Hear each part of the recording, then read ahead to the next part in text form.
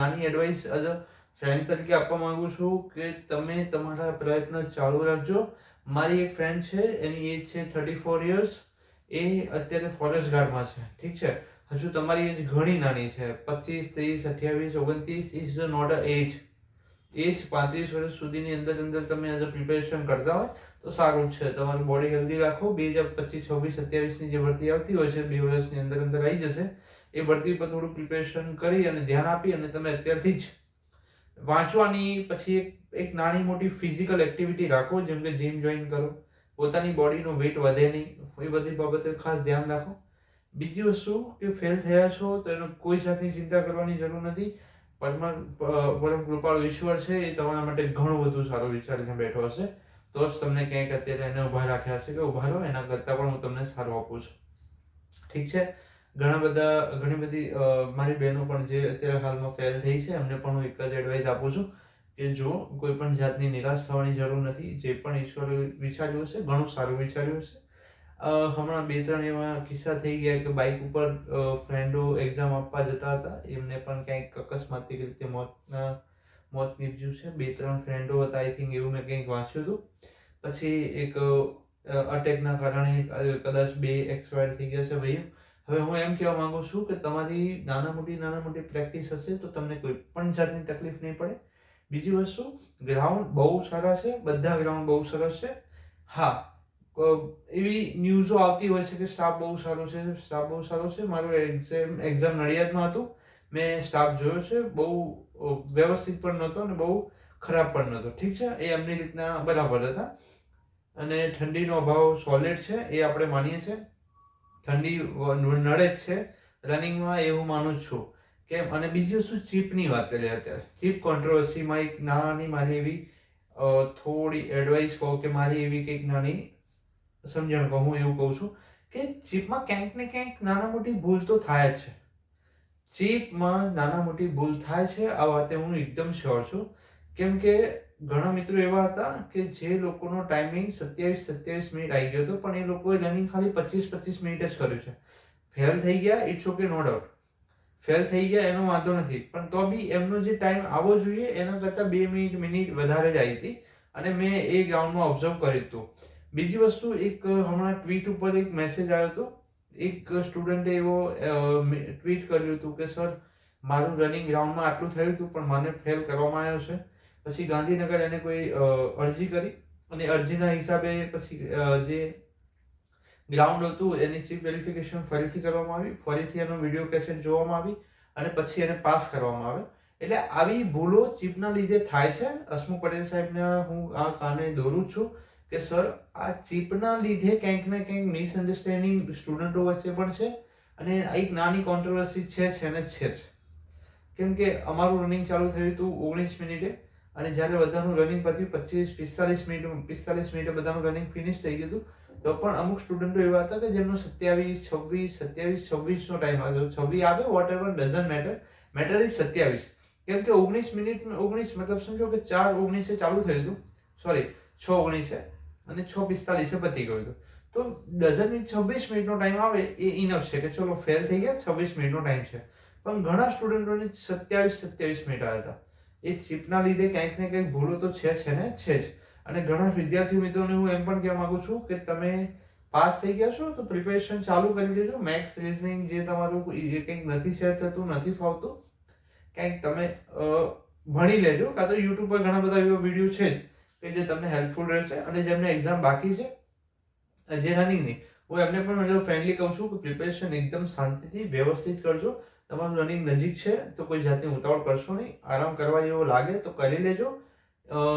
અમુક ગ્રાઉન્ડો એવા છે કે જ્યાં ઠંડીનો અભાવના લીધે ઘણા સ્ટુડન્ટો ફેલ થાય છે. બીજી વસ્તુ કે ચીપ લેવલે પણ ક્યાંક ભૂલો જણાઈ રહી છે મને સોલિડ. ત્રીજી વસ્તુ કે સ્ટાફમાં પણ અમુક જે ગ્રાઉન્ડ છે 15માંથી, એમાં સ્ટાફ અમુક જગ્યાએ સારો છે, અમુક જગ્યાએ તમને નાના મોટી હેરાનગતિ રહેશે જ. બીજી વસ્તુ કે જ્યાં આપણને વેઇટિંગ એરિયા આપે છે ત્યાંની અંદર પવનનો ફૂંકાવ રહેશે. પછી વેઇટિંગ એરિયાની અંદર પણ ઠંડીનો અભાવના લીધે પણ તમારા શરીરના સ્નાયુઓ અકળાઈ જાય છે. એટલે તમારું ફિઝિકલ થોડું એમાં ઇમ્પ્રુવમેન્ટ થઈ શકતું નથી.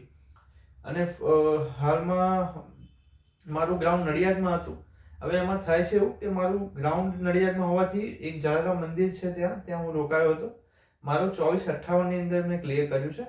પણ થાય છે શું કે અમુક બાબતોનું ખાસ ધ્યાન રાખવું પડતું હોય છે. જેમ કે આખું તમારી ઊંઘ પૂરી થવી, તમે ફ્રેશ થવા સવારમાં. હવે તમે સવારમાં ફ્રેશ ન થઈ શકો તો તમે ગ્રાઉન્ડમાં રનિંગ ન જ કરી શકો, એ સ્વાભાવિક છે. કેમ કે તમારા પેટના સ્નાયુ બધા ભરાઈ જાય અને એના લીધે તમારું રનિંગમાં શ્વાસ લેવામાં ઘણી બધી તકલીફો પડતી હોય છે. બીજી વસ્તુ, તમે જ્યારે પણ ગ્રાઉન્ડની અંદર, જેમ કે હવે જે બાકી છે વિદ્યાર્થીઓની જ વાત કરીએ કે તમારું જો ગ્રાઉન્ડ બાકી છે તો તમે શાંતિથી પહેલા તમારું જે જગ્યા ગ્રાઉન્ડ છે ત્યાં વહેલા પહોંચો. રહેવાની નાની મોટી સગવડ સારી હોય તો સરસ, ના હોય તો થોડી કરી લેજો. 200-500 સામું ન જોતા રહેવાની સગવડ કરજો, જેથી તમે સવારની ફ્રેશ થઈ શકો અને આખી રાત તમારી જે 6-7 કલાકની ઊંઘ છે તમને મળી જાય. એક સારું રાતે ભલે હલકું ખાવાનું, હેવી ખાવાની કોઈ જરૂર છે નહીં. હલકું ખાવાનું, હેવી ખાવાની કોઈ જરૂર છે નહીં. બીજી વસ્તુ કે ક્યાંક અત્યારે યુટ્યુબ પર ઘણા બધા કોર્સિસ લોન્ચ થઈ ગયા છે જે વિદ્યાર્થીઓ પાસ થયા છે એમના માટે. પણ હું તમને એક જ સજેશન આપીશ કે જે તમને ઠીક લાગે એ તમે કરી શકો છો. હું તો યુટ્યુબ પરથી તૈયારી કરું છું અને મારી જોડે ઓલરેડી મેં અમુક જે ફેકલ્ટીઝ છે એમની બુક્સ મને ઘણી ગમી છે, એ મેં મંગાવી લીધી છે અને એ બુક્સના હિસાબે હું થોડી પ્રિપેરેશન કરું છું. ઘણા એવા મિત્રો એવું કહે છે કે શું ચાલુ જોબ પર પ્રિપેરેશન થાય? મિત્ર, હું ચાલુ જોબ પર પ્રિપેરેશન કરું છું. જે રિઝલ્ટ આવશે એ પરમ કૃપાળુ ઈશ્વર જ મને આપવાનો છે. મને મારી મહેનત ઉપર વિશ્વાસ છે. જો નથી ક્યાંક અટકી જાઉં છું તો એનો મતલબ એવો પણ હું નિરાશ થઈને મારી જિંદગીને પણ ક્યાંક બગાડી શકું જ નહીં. અમુક મિત્ર એવા હતા કે જેમને ફેલ થયા રનિંગમાં અને પોતાનું જીવન ટૂંકાવી દીધું. એવું ક્યારેય ન કરવું. કેમ કે પોતાની જિંદગીમાં પોતાના મા બાપે તમને આટલા મોટા કર્યા છે અને તમે આવું કરશો તો શું એ તમને માફ કરી દેશે? તમે વિચારો. તમે એક પોલીસ કોન્સ્ટેબલ નથી બની શકતા તો શું તમે એમની જીવનમાં તમે નિષ્ફળ થઈ ગયા? પોતાની જાતને તૈયાર રાખવાનું. અને જો તમારા જીવનમાં સરકારી નોકરી નથી તો એનો કોઈ એવો મતલબ નથી કે તમારું જીવન ખરાબ થઈ ગયું. સરકારી નોકરીમાં પણ એવા ઘણા બધા કિસ્સા છે કે લોકો સરકારી નોકરી હોવા છતાં પણ ખુશ નથી. અને ઘણા બધા કિસ્સા એવા પણ છે કે જે 12-15 હજાર કમાઈને પણ વ્યવસ્થિત ખુશ રહે છે. બધી બાબતે પૈસો તમને સુખ આપી શકતો નથી. એ વાત પણ તમારે ખાસ ધ્યાનમાં રાખવાની છે. જે મિત્રો ફેલ થઈ ગયા છે રનિંગમાં એ લોકોને અત્યારે ડિસ્ટર્બ હશે, ખબર નહીં કેમ ડિસ્ટર્બ હોય છે. હું તો એમ જ કહું છું કે ચલો ઠીક છે, તમે નથી પાસ થયા તો એની ભૂલો તમે સ્વીકારો, પોતાની જાતને ઓબ્ઝર્વ કરો કે આ આપણી ભૂલો હતી, હવે નહીં કરીએ. ઠીક છે? આઈ હોપ આ નાનો વિડીયો હતો અને ચીપ બાબતે થોડી મને ભૂલ જણાઈ ગઈ છે. બીજી વસ્તુ કે ઠંડીમાં પણ થોડો માહોલ એવો હતો જ્યાંથી હું એવું માનું છું કે જો આપણને ગ્રાઉન્ડ આપે અને ત્યાં કંઈક નાના મોટું ટેન્ટ જેવું કરીને આપણને ત્યાં બેસાડે જેથી પવન ના ફૂંકાય તો રિઝલ્ટ આના કરતાં પણ વધારે બેટર આવે એવું હું માનું છું. સવારમાં 4 વાગે સ્ટુડન્ટો લાઈનમાં લાગી જાય છે. પછી 3:30 વાગે લાઈનમાં લાગી જાય છે. 4 વાગે એન્ટ્રી આપે છે. 4:30 સુધીમાં તમારું બાયોમેટ્રિક ને બધું વેરીફાઈ થાય છે. પછી તમને જે વેઇટિંગ એરિયા હોય છે ત્યાં 3 વખત બેસાડે છે. એ ઘણું બધું હોય છે જે લાઈન એક ફોલો કરવી હોય છે. અને ઠીક છે કે એમાં આપણે એવું ના કહી શકીએ કે કેમ આવું, ઘણી બધી સંખ્યા વધારે છે તો આપણને એવી નાના મોટી હેરાનગતિ તો રહેવાની જ. પણ ધેટ મીન્સ કે છે શું ખબર છે કે તમારા સ્નાયુ ઓકળાઈ જાય છે અને જેથી તમારા ટાઈમમાં 1-2 મિનિટનો તફાવત જે પડવો જોઈએ તે ઓછો થવાની જગ્યા વધુ પડે છે. ઠીક છે? આઈ હોપ આ બધી વાતો તમે સમજી ગયા છો અને જે લોકો પાસ થયા છે એ ઓલરેડી તૈયારી કરવાનું લાગી જજો. જે લોકો નથી પાસ થયા એમને હું એમ કહું છું કે ઈશ્વરે તમારા માટે ઘણું સારું વિચારેલું છે. તમે તમારા રસ્તે જે પણ ચાલતા હતા એ ચાલવાનું રાખજો અને તમે જે 26-27ની ભરતી આવશે એમાં ખૂબ સારી મહેનતથી પાસ થશો એવી હું પરમ કૃપાળુ ઈશ્વરને પ્રાર્થના કરીશ. Thank you so much.